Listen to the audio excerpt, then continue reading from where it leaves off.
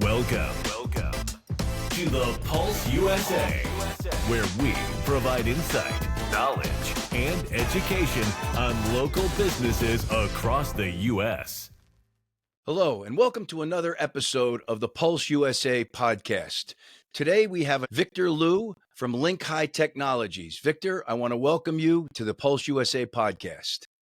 Oh, thank you, Bruce. I'm happy to be here. Thanks again for coming back on. We had you on here about a month ago. And the topic today that, one of the subscribers wrote in about was, how are managed service providers different? I think there's a lot of questions that are being asked today with the differences. So why don't you go ahead and give us an overview?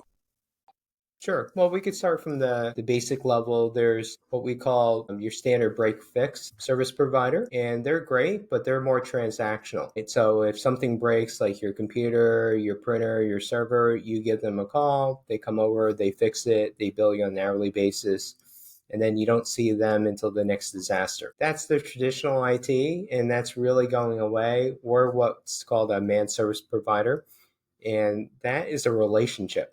So it goes beyond transactional. We work only by agreement, and we really take care of your full IT lifecycle. It starts from IT support, help desk.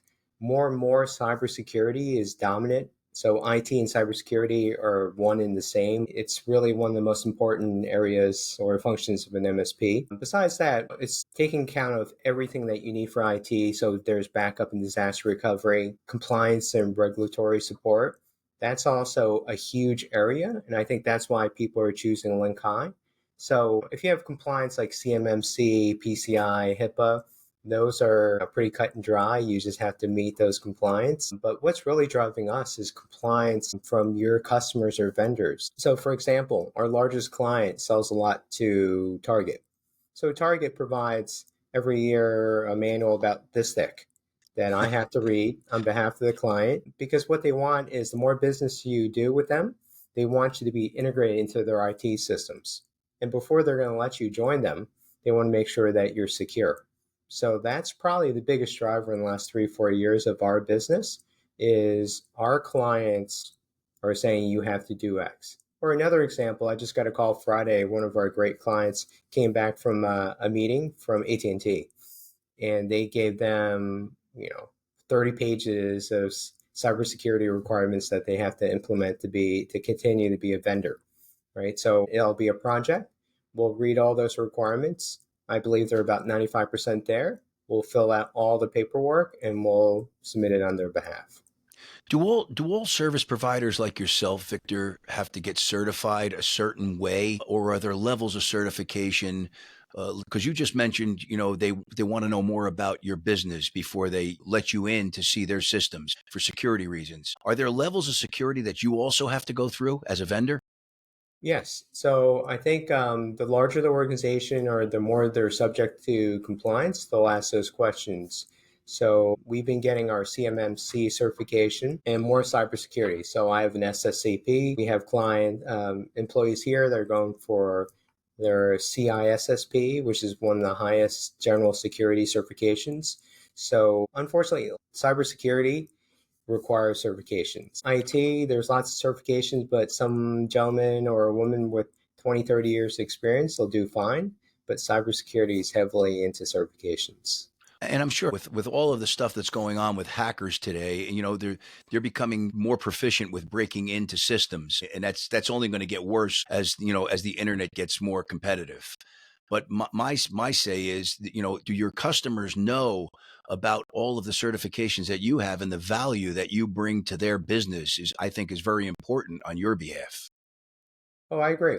And I think more and more are asking at the beginning of the engagement and at the beginning of the relationship is, what experience do you have in cybersecurity? What experience do you have in disaster recovery? So those are the questions that are being asked. Maybe not 5, 10, 15 years ago, but certainly now.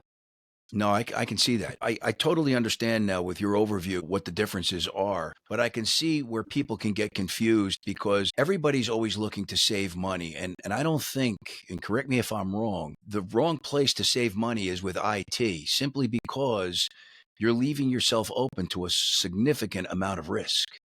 Oh, I agree. Cybersecurity is top of mind. And Unfortunately, every month there's an email compromise, and it sounds pretty innocent, but email compromise usually results in someone changing a payroll bank account, a wiring instruction. So we've had clients in the past lose tens of thousands to hundreds of thousands of dollars through phishing attempts. You really don't want to skimp in IT security. We have enough experience that based on your industry or your size, there's a acceptable amount of risk. So there's not one plan that fits all, right? There's layers and layers of security that we can build in. There's a certain level that we build in for every client. We're very comfortable that keeps you fairly secure unless you have special requirements. From what you just told me and what you spoke about, not every client would be your customer in the future either, because, the small mom and pop shops, those are the ones that are really looking to save money on IT and just connect to the internet. And right. You're looking for more established businesses, and you can definitely help more established businesses. All right, great. I think that the relationship we're looking is they understand cybersecurity and IT is very important to their organization. They can't function without it. And they're willing to listen to someone like me or a similar, managed service provider for the best advice to protect their organization. And when you have that conversation with a potential new client, what do you actually say to them, or do you do an analysis for them in the initial visit when they don't know anything about you? So the first thing we always do is a risk assessment, and we use an industry standard. It's NIST, NIST. It's a government agency. So we do a NIST assessment. And there's a short form, which is like 60 questions, a much longer one. And the great thing about this assessment is it rates you against other companies in your industry. So it's not like we're rating you against a defense contractor, which has very high requirements. So if you're in advertising, we're going to rate you against other advertising companies. And we'll say, Bruce, you're doing well against, you compare very favorably, you're 90 percentile with everyone else in your industry. You should feel pretty good. Now, if you come back and say you're 20%, then there's a conversation to be had. But do you ask them for their competitors, or do you tell them who the competitors are that are ranking better, higher, or worse than them? So it's a general survey. We pay for that data. So it's not like specific competitors, but people in your industry, in your geographic area. Understood. Yeah. Okay. And companies that are looking, to really have a stronghold on their IT, what is it that you can help them with as far as strategy goes? Because, every company has, 3 to 5 year growth plans or growth strategy in place. So how do you wrap around that with having, discussions with them? Well, I think the most important thing is to set a plan. Right? So we have, depending on the client, a 1, 2, 3 year plan. Starts with the risk assessment, and it's not just me. I have a great team.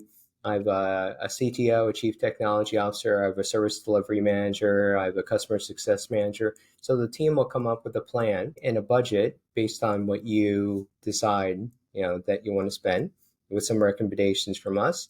And then we'll set a quarterly plan or a semi-annual plan, and we'll get you to that goal. That's excellent. So, Victor, if somebody had an IT question, or a potential client had an IT question or a strategy that they wanted to discuss with you, how would they get in touch with you?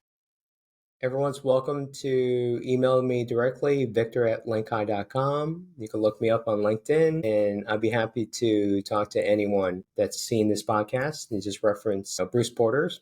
And then, I'd be happy to talk to them. Excellent.